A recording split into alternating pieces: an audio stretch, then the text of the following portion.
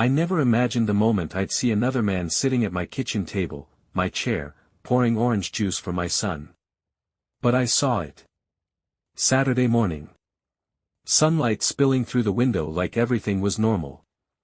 My son laughed. She smiled. And that man, the one I'd never met, acted like he'd lived there his whole life. That was the moment everything changed. I always believed betrayal came with warning signs. A shift in routine, coldness in the bedroom, a hidden phone. But this was a detonation without a countdown. Her name is Megan. My wife. Or she was. We were married 12 years, together for 15. High school sweethearts, the whole fairy tale. I thought we were happy. We weren't perfect, but who is? We had one son, Jake. 11 years old. Smart kid. Sensitive. Obsessed with baseball and math puzzles. He was my reason for waking up at 5 a.m., grinding through contracts, and pushing through double shifts when the market went sideways. The day she brought him into the house, she didn't warn me. Didn't ask. Just walked in with the man like he belonged, like this was normal. His name was Travis. Wore skinny jeans and a smug smile. He had this polished, gym tan glow, the kind of guy who called himself a creative entrepreneur, but couldn't change a tire if his life depended on it. Jake looked at me that morning with eyes full of confusion. He didn't understand why Mom brought a stranger in. But he didn't question it out loud. Megan was good at making things seem normal. Travis is going to stay with us for a while, she said, not even flinching. It's better for all of us. Better. For all of us. She didn't know yet, but I had already suspected something was off for weeks. Late nights. Whispered calls in the laundry room. Password changes. What really set me off was Jake. He started asking if we were still a family. That night, I slept in the garage. Not because she told me to, but because I couldn't sleep under the same roof, in the same bed, where another man's scent might still linger. I didn't scream. I didn't hit. I didn't beg. Instead, I started documenting everything. Phone logs. Emails. Bank statements. I kept a detailed journal. Every interaction. Every visit. I spoke to a lawyer in secret, a sharp woman named Evelyn Shaw. She'd seen it all and then some. You need to be strategic, she told me over black coffee and red ink notes. Don't react. Gather. Build. Then strike. So I did. Travis acted like a ghost in the hallway. He wouldn't look me in the eye. I think part of him expected a brawl. But I wasn't giving them that. I was going to win the war without breaking a single plate. But I couldn't protect Jake from everything. One night, I found him asleep with his headphones on and a baseball glove clutched to his chest. He'd scribbled something on a notepad by his bed. I want things to go back to how they were. That hit me harder than anything. So I made a promise to myself, not to win back Megan, not to punish Travis, but to protect my son. No matter how bad it got. Next morning, I sat at the kitchen table. Same place. Same chair. Travis walked in. He didn't expect me there. I stared him down without a word. Let the silence do the talking. Then Megan walked in, holding her phone, scrolling like nothing had changed. Morning, she said like it was just another Tuesday. I didn't reply. I just stood up, kissed my son on the head, and walked out the front door. But the storm was coming. And I wasn't backing down. After discovering his wife Megan brought her secret lover, Travis, into their shared home without warning, our narrator, a father named Mark, chooses not to lash out, but to begin quietly gathering evidence. His bond with his son Jake remains his central focus, and his lawyer, Evelyn Shaw, has advised patience. The war has begun, but it will be fought with silence, strategy, and strength. The house was quiet at night, but my mind wasn't. I'd lie awake in the guest room, the one I'd painted light blue when Jake was still a toddler. The silence used to mean peace. Now it felt like a waiting room for a storm. Travis was still there. His shoes by the door, his voice low behind walls not built to hide betrayal. I hadn't heard anything explicit, but it didn't matter. His presence was enough. Megan walked differently now. Lighter. As if she'd been unchained, and I was the weight. But I didn't let it show. That was the rule. No reaction. Only records. I started filming quietly. Cameras in the living room, hallway, front door. Legal in our state, Evelyn made sure of it. GPS tracker in her car. Keylogger on the family computer. Every late-night trip to Walgreens, every unexplained work call while she giggled in the bathroom, I had it. Evelyn said timing was everything. I had to look like the calm, devoted father, because that's exactly what I was. Let her and Travis dig their own grave. My job was to hold the flashlight. Jake was my priority. We had lunch every Saturday now, just the two of us. Sometimes at the park. Sometimes burgers by the lake. He'd ask if things were okay at home. I'd tell him we were working through it. No lies, but not the full weight either. He was a kid. My job was to carry it for him. You and Mom, you still love each other? He asked once. I stirred my coffee slowly. I'll always care about her. But sometimes love changes. And that's not your fault, Jake. Ever. He nodded, quiet. Then he leaned into me like he used to when he was 5, before bedtime. It killed me inside. Back at the house, Megan had started locking her phone. Password changed weekly. She used to ask me to help her reset it, now she barely looked up from the screen. One night I found Travis's shirt draped over the arm of the couch. I picked it up. Smelled like that citrusy cologne that tries too hard. I tossed it onto the garage floor and left it there. Didn't say a word. Let them wonder if I knew. They say revenge is best served cold. I was freezing by now. That Friday, Evelyn called. Her voice was clipped, efficient. We're ready. She had everything filed, witness testimony, documentation of cohabitation, statements from Jake's school counselor about recent behavioral changes. Megan had no idea she was building my custody case for me one late-night laugh at a time. She's not just inviting a man into the house, Evelyn said. She's showing instability. It's textbook. Still, it wasn't about punishment. It was about safety. Jake's emotional safety. Then something happened I didn't expect. Jake came home crying from school. What happened, bud? I asked, kneeling to his level. They were talking about Mom, he whispered. Some kid said she has 2 husbands. He didn't understand, not really. But it embarrassed him. I looked him in the eye and said, I'm here for you. Always. I'll fix this. And that's when I knew. It was time. Time to serve papers. Time to reclaim peace. But not through screaming matches or thrown fists. Through quiet, relentless truth. Because a father's love doesn't quit. And war doesn't always look like fire, sometimes it's just a man who refuses to be broken.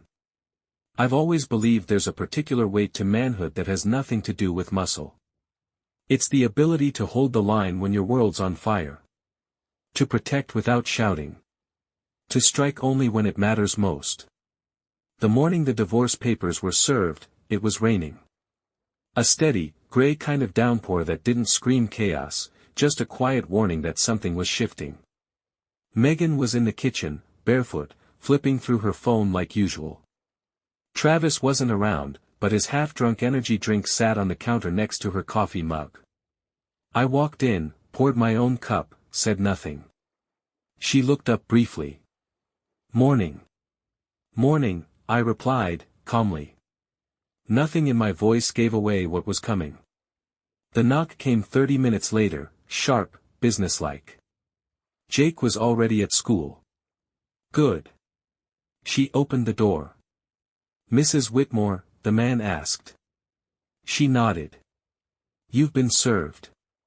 He handed her the envelope and walked away like it was just another Tuesday. For him, it probably was. For Megan, it wasn't. She turned, pale and frozen, her eyes meeting mine across the kitchen. She didn't open it right away. She didn't need to. She knew. I took a sip of coffee. We'll talk tonight. When Jake's asleep. She didn't respond. Didn't have to. That evening, after dinner, after Travis slithered out the back door like the coward he was, we sat at the dining room table. Just her and me. The same table where we'd once celebrated anniversaries. Helped Jake with math homework. Talked about retirement dreams. Now, it was a war room. You blindsided me, she said softly, finally opening the envelope. Mark, this? Full custody. I nodded. Supervised visitation. You can negotiate better terms if you move him out. He's a danger to Jake's stability. And you know it. Her hands trembled slightly, but she tried to stay composed. So this is revenge, she asked. No, I said. This is protection. For Jake. You broke the vows. You brought another man into our son's home, without discussion, without decency. This is the consequence. You're making me sound like some. Don't, I cut in. Don't twist this into something it's not. You and I both know what this is. She didn't argue. Not really. Maybe she thought I'd never have the spine. Maybe she banked on me being too sentimental. Too loyal. She forgot I'm still a father before I'm a husband. The days that followed were quiet, but not peaceful. Jake started therapy. Evelyn connected me with a school liaison who would document everything. Megan's lawyer, apparently a family friend, tried to delay the proceedings. Didn't matter. Because the evidence spoke louder than any lawyer could. Video of Travis picking Jake up from school without authorization. Footage of Megan and Travis arguing loudly in front of the boy. Her texts bragging to a friend about finally being free of her boring husband. Screenshots. Timestamps. Bank transactions showing money funneled into a shared account with Travis. My war wasn't fought with rage. It was fought with receipts. But amidst it all, something shifted in Jake. He smiled more. Slept better. Spent more time on the baseball field. One night, he crawled onto the couch beside me. We were watching Field of Dreams. He leaned against my arm and said, "Dad, it's better when it's just us." I didn't cry. But my jaw clenched so tight I tasted copper. Because that was the moment I knew. I'd already won. Court isn't what people think it is. It's not chaos, shouting, or drama. It's quiet. Cold. Every word is a blade. Megan sat across the aisle in a blazer and nervous smile, trying to look like the reasonable one. No sign of Travis.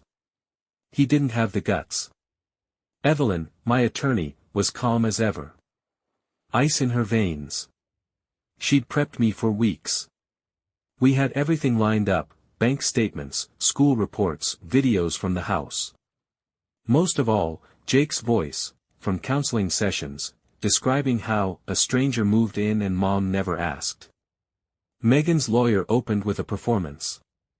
She's not unstable, Your Honor. She's just moving forward with her life. Evelyn stood and let silence settle before she began. Moving forward would have started with a conversation, she said. Not by blindsiding a child with a new man in the house. No separation. No warning. No stability. Then came the turning point, Megan on the stand. When did Travis move in? Evelyn asked. He didn't move in, Megan said quickly. He stayed sometimes. How many nights a week? 3. Sometimes 4. Did you inform Jake? No. It just happened. Evelyn nodded. And you didn't tell Mark either? I didn't think I had to, Megan muttered. Did Travis pick up Jake from school? Yes. Without the father's knowledge? Yes. That was it. Evelyn didn't need theatrics. Just the facts. I took the stand next. She asked about my routines, Jake's school, and how I handled things when Megan brought Travis into our lives. I told the truth, I stayed calm. I prioritized Jake. I documented everything. Then the court-appointed counselor's report was read. Jake expressed stress and confusion about the new man in the house. He feels safe and stable with his father. He said, Dad always tells the truth. That one hit me hard. When we recessed, Evelyn turned to me. We just moved the board. She has no defense now. She was right. Megan came in thinking she could control the story. But in court, the truth is louder than any excuse. After court recessed, I knew the tide had turned, but Megan didn't crumble. Not yet. That's the thing about people like her, when the truth starts working against them, they don't confess. They perform. 2 days later, her lawyer filed an emergency motion. Claimed I was emotionally withholding Jake from his mother. Said I was trying to alienate him, weaponizing the child. It was desperate. But clever. Evelyn called me the moment the paperwork hit her desk. She's trying to flip the script, she said. Classic tactic, lose control, play victim. And sure enough, Megan took it public. Photos on social media, her and Jake smiling at a park, captioned, "Every child deserves both parents." Let's not forget who really matters. I hadn't given her that photo. It was months old. She faked the timeline to make it seem like she still had regular visits. She didn't. Jake had started asking to stay with me more. That wasn't my doing. That was him growing old enough to feel what was real and what was forced. Still, I played it by the book. No posts. No slander. No arguments. Just facts. That week, I picked Jake up from school and he was quieter than usual. In the car, he finally asked, "Why does Mom say you don't let me see her?" My hands tightened on the wheel. I never told you not to see her, buddy. I want you to have both parents. But I also want you to feel safe. And I want you to choose who makes you feel that way. He nodded slowly, staring out the window. She said you're mad at her. I took a deep breath. I'm not mad, I said. I'm just done being lied to. Back in court, Megan's team tried to sell the idea that I was manipulating Jake. But Evelyn was ready. She submitted school counselor notes showing Jake's behavior actually improved since moving in with me full-time. She played the voicemail Megan left me 2 weeks after the papers were served, when she thought I'd blocked her. He's just a kid. He'll adjust. And you know I only brought Travis in because I needed help. You left me no choice. The judge raised an eyebrow. No choice. Evelyn echoed. She brought a man into her marital home while still legally married. Without a word to her husband. Without regard for her son. And now that the consequences are here, she's crying foul.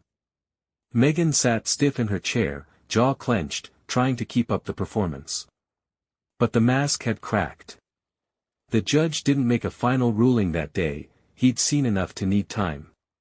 But as we walked out of the courtroom, Evelyn leaned over and whispered, "We're winning. And she knows it." I looked across the hallway. Megan was pacing, biting her nails, her lawyer whispering fast. And for the first time, she looked small. Not just legally. But in every way. Courtroom benches are unforgiving. Wooden. Hard. Like the truth. Jake was with his school counselor that day, kept away from the noise, the decisions that would shape his life. I was glad. Kids shouldn't have to carry what adults break. The judge came in 10 minutes late. Those 10 minutes felt like 10 years. He didn't look at either of us right away. Just opened his folder and cleared his throat. After reviewing all submitted evidence, listening to both parties, and reading the psychological assessments of the minor child, this court has reached a decision. Megan sat perfectly still. I did too. But inside? My heart was pounding like a drum in a locked room. This court awards primary custody to the father, Mr. Whitmore. The mother, Mrs. Whitmore, is granted supervised visitation for a period of 6 months, pending further review. There it was. Just like that. 12 years of marriage. 1 year of betrayal. A courtroom full of receipts. And now, a judgment. But it didn't feel like victory. Not really. Because even when you win in family court, you've already lost something you can't get back. Megan gasped quietly, covering her mouth. For the first time, her performance cracked in public. Her attorney tried to object, ask for clarification, but the judge waved it off. This is not punishment, he said. It's protection. The court cannot ignore the environment presented during these proceedings, nor the emotional effects on the child. I stood, respectfully. Looked at the judge. Thank you, Your Honor. Megan didn't look at me. Not once. Not when we exited. Not when we crossed paths in the hallway. But I caught her whisper something to her attorney, he took everything. She was wrong. I didn't take anything. She gave it all away. Outside the courthouse, Evelyn shook my hand. You did it, she said. You stayed steady. That's rare. Doesn't feel like winning, I told her. That's because you cared more about your son than about revenge, she said. That's what makes it a win. I nodded. Later that night, I made spaghetti for Jake, his favorite. We watched a game together, ate on the couch, laughed at a commercial we both hated. Halfway through the second inning, he looked at me. So, this is it now, he asked. This is home, I said.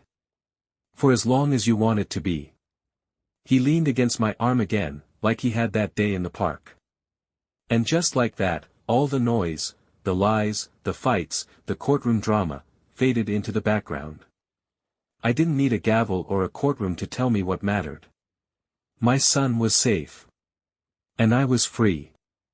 Peace doesn't arrive with fanfare. It just shows up one day, in silence. After the ruling, life settled. Jake smiled more. Slept better. His grades came back up. The house felt like a home again, not a battlefield. Megan had visitation every other weekend, supervised. I didn't interfere. I never spoke badly of her to Jake. I let time and truth do the talking. One night, she showed up outside the house. No notice. Just tears in her eyes. I didn't mean for it to go this far, she whispered. You did, I said, calm. You made choices. You brought him into our home, into our son's life, and called it normal. I was lonely, she murmured. I thought you'd moved on emotionally. I nodded. You thought. But you never asked. I didn't yell. Didn't cry. I just offered her a glass of water and asked her to leave. That was the last time we had a personal conversation. Jake and I moved in the spring. Smaller house. New neighborhood. He got the bigger room. Painted a mural of a baseball stadium across one wall. Every time I pass by, I see the kid I fought for. One evening, while we were building a model rocket, he asked, "Can love disappear?" I paused. "I think real love doesn't disappear," I said. But people can stop respecting it. He nodded slowly. Like Mom? I didn't answer directly. He already knew. I heard Megan and Travis broke up. Doesn't matter. That chapter's closed. Now, Jake and I have our routines. Morning coffee. Evening walks. Baseball games. Quiet dinners without tension. He skips stones better than I do now. 5 skips last week. Dad, he said the other day, you're the strongest person I know. I didn't say much. Just smiled and watched the ripples on the water. I wasn't strong. I just didn't quit. And that was enough.